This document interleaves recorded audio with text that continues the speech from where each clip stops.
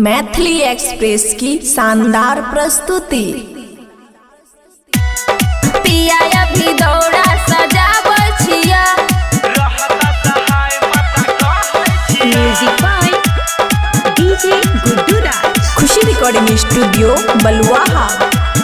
घरे अइला ना छठ परब में, तू तो बस गइला जाके अरब में, तू तो बस गइला जाके अरब में।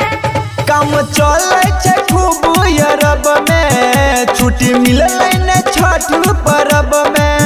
लगे अपन पभार कर छिया तैयार, लगे अपन पभार कर छिया तैयार, पूरी बनाबै छिया। पिया अभी दौड़ा सजाबै छिया, छठी माई के परब मनाबै छिया। छठी माई से प्रार्थना हम करे छिया, रहता सहाय माता कहै छिया। चिंता नहीं करियो कोनो बात के। पिया अभी दौड़ा सजाबै छिया, रहता सहाय माता कहै छिया। खुशी रिकॉर्डिंग स्टूडियो बलुआहा।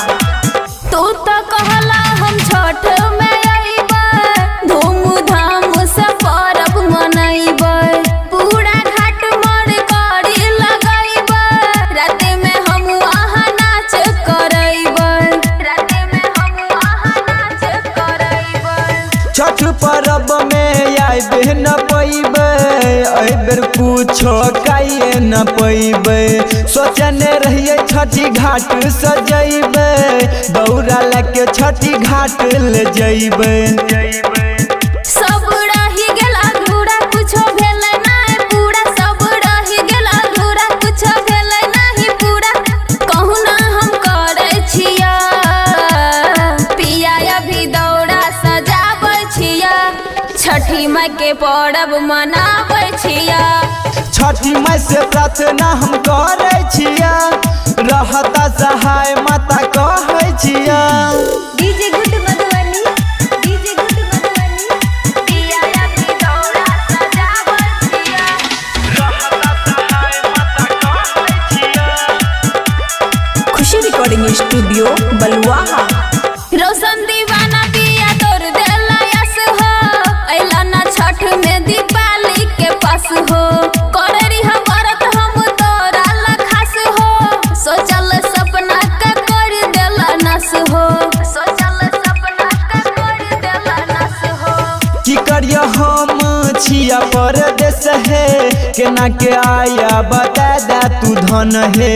सुबह सुहाना कहै छा साथी है, अगला बेर दुनू रहबै साथ है। तू समझबा नहीं मूल अब करब की हम भोल, तू समझबा नहीं मूल अब करब की हम भोल, सब कुछ हम करे छिया।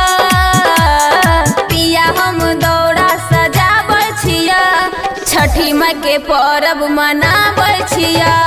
छठी माई से प्रार्थना हम करे छिया, रहता सहाय माता कहै छिया। ओकर अति टेंशन नहीं लीह, माता पर विश्वास कैने रही। खुशी रिकॉर्डिंग स्टूडियो बलुआहा।